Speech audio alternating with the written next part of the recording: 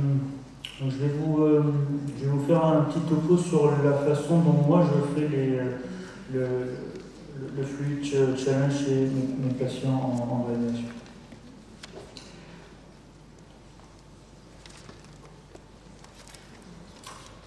Alors, donc, vous savez que le problème en fait du remplissage, c'est surtout quand on parle de Fluid Challenge, c'est de se rendre compte en fait qu'il y a une toxicité qui est spécifique liée au produit qu'on utilise, comme tout médicament, il y a une certaine toxicité, mais que la toxicité est aussi liée à la quantité de liquide, indépendamment en fait du type de produit qu'on utilise.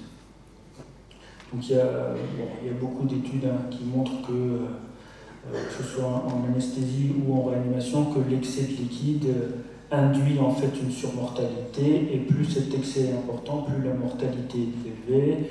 Et il y a également beaucoup d'études qui montrent que lorsqu'on fait quand on optimise le débit cardiaque, eh bien finalement on remplit moins les patients le plus souvent, et finalement on diminue le risque, les complications post-opératoires.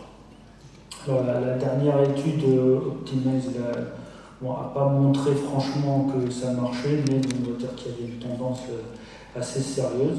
En tout cas, ça nous amène à cette espèce de graphique qui montre que on a besoin de remplir le patient pour éviter les complications liées à l'hypovolémie et donc tout type de complications dans le sens des défaillances d'organes. Mais en même temps, on sait que si on est en excès de remplissage, on va aller de l'autre côté, en fait, vers le côté droit de la figure, et donc on va augmenter les complications liées essentiellement à l'œdème viscéral. Et donc il y a un juste milieu à trouver, c'est cette courbe d'équilibre métastable, en fait, où on doit essayer de trouver quel est l'endroit exact où on est le mieux. Alors, le Fluid Challenge, c'est quoi? En fait, c'est une épreuve ou un test de remplissage. Donc, en fait, c'est très différent du remplissage lui-même. C'est-à-dire qu'en fait, si vous pensez que votre patient a besoin d'être rempli, remplissez-le, puis c'est tout. Si par contre, vous n'êtes pas sûr, vous pensez que, mais c'est pas sûr, en fait. Donc, vous pensez que c'est possible, mais il y a un risque pour ce patient-là, vous ne voulez pas être en excès de remplissage. À ce moment-là, il y a un intérêt de faire un test. Et ce test-là, ça consiste à essayer d'évaluer l'effet d'un remplissage sur le système cardiovasculaire en essayant de minimiser les effets secondaires qui sont liés au remplissage. Donc il faut tout d'abord qu'il y ait une indication pour le poser. Quand on regarde l'étude de Fennis ici, qui a été publiée dans ICM, en fait, c'est simplement demander aux gens, à chaque fois, il y a eu plus de 3000, je crois, si je m'en souviens bien, on demandait simplement aux médecins qui posaient l'indication de Fluid Challenge pour chaque patient, sur quoi ils se basaient en fait. Et le plus souvent, c'était soit sur une hypotension, soit sur des signes de choc, soit sur des marqueurs, quel que soit le type de marqueur particulier, qui montraient qu'il y avait probablement une altération du transport en oxygène. Donc l'hypothèse sous-jacente au Fluid Challenge et pour laquelle vous devez vérifier que vous êtes bien dans ce cadre-là avant d'en faire un, c'est que vous voulez augmenter en fait le transport en oxygène. Et vous espérez que cette augmentation en transport en oxygène a un effet sur la clinique, sur votre patient. Pour qu'il y ait une relation déjà entre augmentation du transport en oxygène et effet sur la clinique, il y a plusieurs éléments qu'il faut prendre en compte. D'abord, je vous rappelle que en fait, la relation entre la VO2 et la DO2 dépend de l'extraction, et que la DO2 égale le débit cardiaque multiplié par la concentration artérielle en oxygène. Ce qui fait que lorsque vous voulez augmenter le transport en oxygène, le remplissage, ça sert à essentiellement augmenter le débit cardiaque.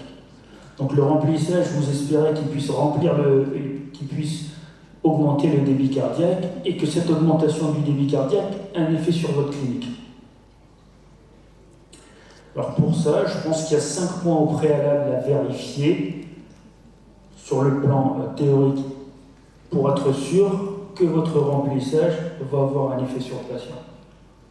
Le premier point, c'est que votre remplissage augmente bien le volume contraint. Alors, le volume contraint, c'est quoi? Donc, vous savez que le retour veineux, en fait, dépend de la pression systémique, la différence entre la pression systémique moyenne et la pression dans l'oreillette droite, et que vous avez un réservoir veineux. Donc, chez l'être humain, ce réservoir veineux, c'est essentiellement les veines du système splanchnique et des membres inférieurs. Et donc, la majorité du sang est là-bas.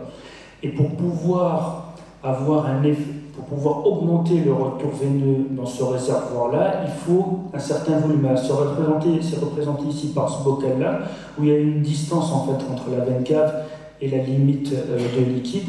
Eh bien, il faut pouvoir, pour augmenter le retour veineux, avoir une certaine quantité de liquide. Si la quantité de liquide est insuffisante, même si elle est là, elle ne permet pas cette augmentation de retour veineux. Et s'il n'y a pas d'augmentation de ce volume contraint, eh bien vous n'aurez pas en fait une augmentation suffisante de la pression systémique moyenne pour augmenter le retour veineux. En fait, il faut que, quand vous avez les courbes de Guyton comme ça, qu'il y ait un vrai déplacement sur la droite de la courbe de Guyton pour une augmentation de la pression systémique moyenne. Donc c'est le premier point. Donc pour que le remplissage soit efficace, il faut qu'il soit suffisant pour augmenter le volume contraint. Le deuxième point, donc pour simplifier, voilà la coupe d'un vaisseau. Donc vous savez qu'il y a du glycocalyx en fait qui permet en fait de mettre une zone en fait entre le glycocalyx et l'endothélium qui est vide de protéines, et donc vous avez une différence de pression oncotique très importante entre ce zéro et la pression oncotique qui règne dans le... Et cette pression oncotique, donc elle s'oppose à la sortie de liquide de l'endothélium. Et bien entendu, s'il y a une inflammation, une dégradation quelconque de ce glycocalyx, eh bien vous allez avoir une sortie de liquide par filtration, donc vers l'interstitium, extrêmement importante. Et ça peut altérer l'effet de votre remplissage. Si tout ce que vous remplissez va très rapidement dans le secteur interstitiel, vous n'aurez pas un effet correct en fait sur le débit cardiaque. Donc il faut qu'il y ait, alors je vais marquer absence, mais en tout cas il faut qu'elle soit limitée cette fuite capillaire. Le troisième point, c'est que vos deux ventricules travaillent bien sur la partie de la précharge dépendance. Donc en fait que pour une même précharge, donc vous savez que vous êtes sur la partie droite de la schématisation Sarnoff de la courbe de Frank-Starling, et bien pour une même différence de précharge, pour une même augmentation de précharge, vous avez une augmentation de débit cardiaque qui est très différente. Et donc s'il y a une zone de précharge dépendance, une zone de précharge indépendance, et votre fluid challenge doit vous permettre de savoir si vous êtes dans quelle des deux zones vous êtes, particulièrement si vous êtes dans la zone de précharge dépendance. Vous savez que le problème se pose essentiellement lorsqu'il y a une défaillance, une dysfonction ventriculaire à gauche, où la zone de précharge dépendance se réduit de façon très très importante. Donc ça c'est le troisième point, c'est-à-dire qu'il faut que les deux ventricules soient bien sur la partie précharge dépendante. Le troisième point, c'est qu'il ne faut pas que vous ayez des altérations microvasculaires importantes. Donc ici, alors je ne sais pas si on voit très très bien, mais en tout cas, il y a certains vaisseaux, alors, je vais vous les montrer que vous voyez bien. J'ai pas la souris qui apparaît sur l'écran. Donc, il y a un...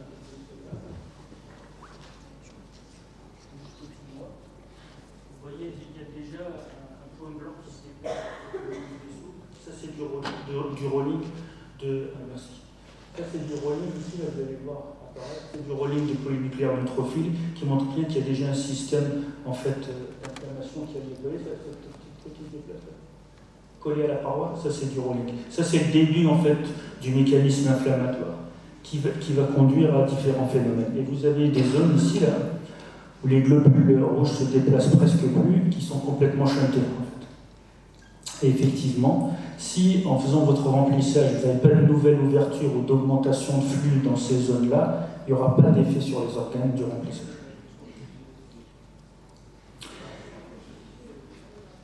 Le cinquième point, c'est que lorsque vous augmentez votre transport en oxygène, c'est que votre cellule soit capable en fait d'utiliser cet oxygène-là. Et donc vous savez que dans les grands syndromes inflammatoires, notamment dans le choc septique, il y a une cytopathie mitochondrielle, une intoxication de la mitochondrie qui fait que l'utilisation de l'oxygène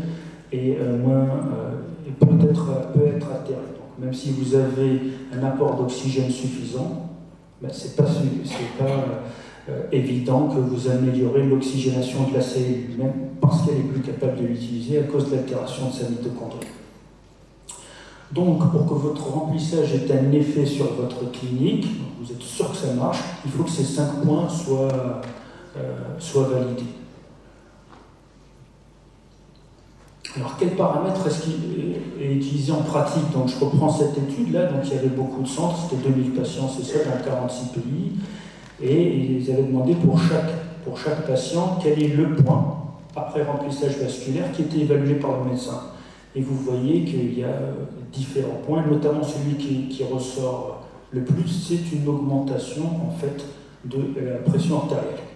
Il y avait 11% d'augmentation de débit, 6% d'augmentation de volume d'éjection, mais il y avait pratiquement 70% qui se basait sur l'augmentation de pression artérielle. Certains se basaient sur des paramètres cliniques, comme le temps de recoloration, les marbrures, la diurèse, etc. Des paramètres d'oxygénation tissulaire globaux, comme la SVO2, les lactates, et des paramètres de précharge ou des paramètres de précharge-dépendance. Alors, les paramètres objectifs en fait, des hémodynamiques, donc vous voyez que c'est essentiellement la pression artérielle qui a été prise ou bien le débit. Alors, c'est pas pareil, beaucoup d'études ont montré ça. En fait, la pression artérielle ne suit pas l'augmentation du débit. Et donc, en général, la corrélation est soit faible, soit inexistante entre les paramètres de débit et les paramètres de pression. Pourquoi? Parce qu'il y a très souvent un découplage dès que vous avez une vasoplégie, c'est-à-dire qu'en fait, dès que vous avez un état de choc, même s'il est conductif mais qui dure, il va y avoir une partie de choc distributif, ou bien si vous avez un choc septique qui est distributif d'emblée, et vous avez un découplage important entre la pression et le débit. Donc vous ne pouvez pas vous filer sur le débit pour dire que vous avez augmenté sur la pression, pour dire que vous avez augmenté votre transport en oxygène. Donc le plus souvent, et ce qui est recommandé, c'est d'utiliser un critère de débit, donc soit le débit cardiaque, soit le volume d'éjection systolique. Donc le fluid challenge, comment il va agir? Le fluid challenge, c'est une façon en fait de mesurer l'effet du remplissage sur le débit ou le volume d'éjection systolique tout simplement. Et donc, comme vous pouvez le voir, les 2 derniers critères ne sont pas pris en compte du tout. Donc en fait, on s'arrête à bien, lorsque votre débit augmente, c'est que vous avez bien augmenté votre volume contraint, c'est que la fuite capillaire n'est pas importante au point que tout le liquide que vous avez mis est repassé dans l'interstitium, et que le déventricule travaille bien sur la partie de précharge dépendance. Donc en fait, le fluid challenge ne vous donne pas l'effet clinique de votre remplissage, mais simplement l'effet sur le volume d'éjection ou le débit de votre remplissage. Alors quel outil pour mesurer ça? On ne va pas faire les courses, on va dire, mais il y en a plein. Il y a beaucoup de produits pour ça qui sont vendus. Certains sont fiables, d'autres moins.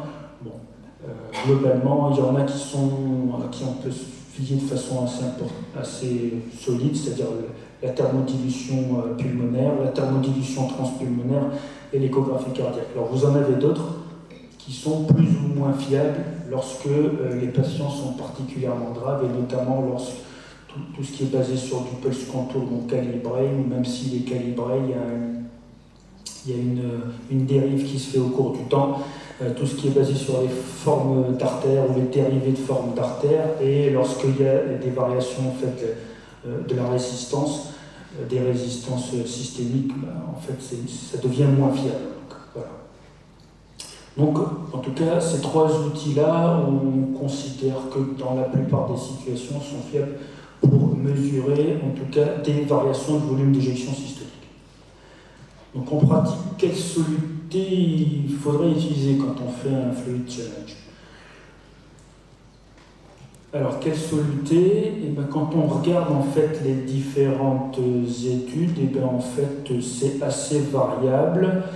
Le plus souvent et au cours du temps, avec les différentes recommandations, etc., selon, on va dire, le type d'état de choc ou de pathologie, ça a varié, mais ce qui reste quand même en priorité, c'est les cristalloïdes qui sont utilisés le plus souvent.